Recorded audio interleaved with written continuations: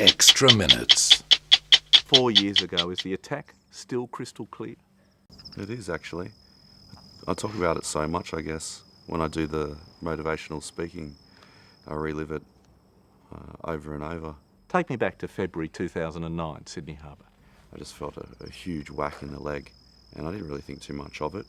I thought maybe the guys in the boat had got too close and I didn't hear it, or a bit of driftwood. And then I looked down and just straight into the eyes of this massive shark's head. Obviously not thinking that I was going to run into that. Just stared at it for a second, and it stared back at me, and then all of a sudden my instincts kicked in. So I tried to push it off in desperation, and it just did nothing. It was just, my hand just slipped straight off its nose. So it took me underwater, and I yelled on the surface. So I was running out of air pretty quickly. So it brought me to the surface, and I took a quick gasp of air, not knowing if we were going to go back down. And lucky I did, because we just went straight back down. I thought I was dead 1 second, and then I was on the surface the next. And I saw the safety boat in the distance, and I took my first stroke heading towards the safety boat, and my hand came out of the water, and it was just gone. I saw the end of my wetsuit with no hand there, and I just thought, okay, well, I can't put that back in the water because the blood's going to attract another shark. So I started swimming with one hand, not knowing how bad my leg was, trying not to think about it too hard, because I still had to get out of the water. It was the longest swim of my life. I didn't think I was going to make it out. Do you believe your physical and mental strength contributed to your survival? Very much so. And not just that, but my training as well. The decade of remaining calm under pressure, all of that came into it. The fact that my body could probably still operate on very lowered blood supplies and oxygen supplies would have been a major factor. And my medical training, knowing not to look at my wounds and put my body into shock, would have contributed to my survival as well. So I'm extremely thankful for the combination of things that kept me alive. So in a perverse way, are you saying the shark attack has made you a better person, almost given you a better life?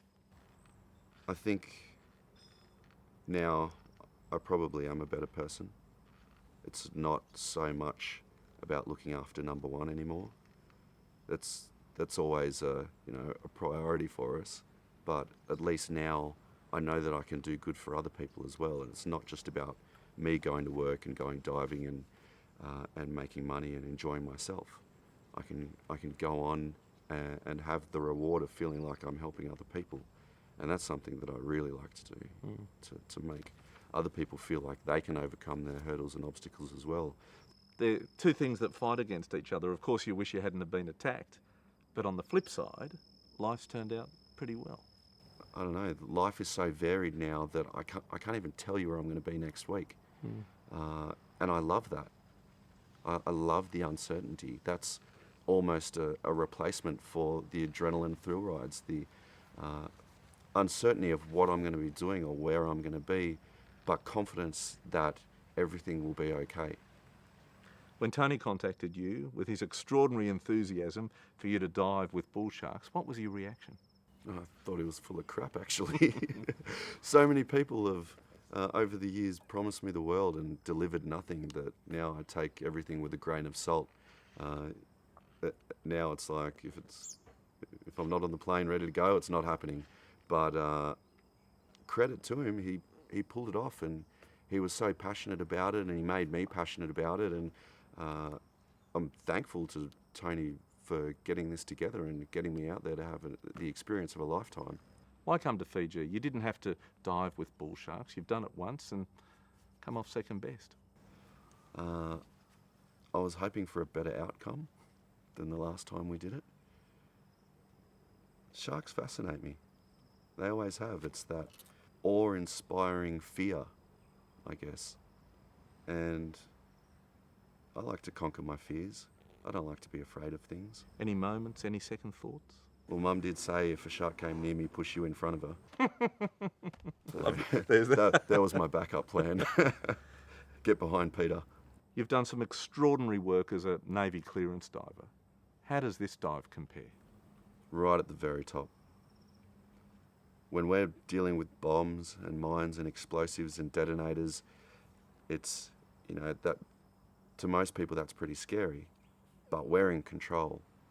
When you're diving with a humongous monster, and not just one of them, but I think there was about 25 sharks down there at one point.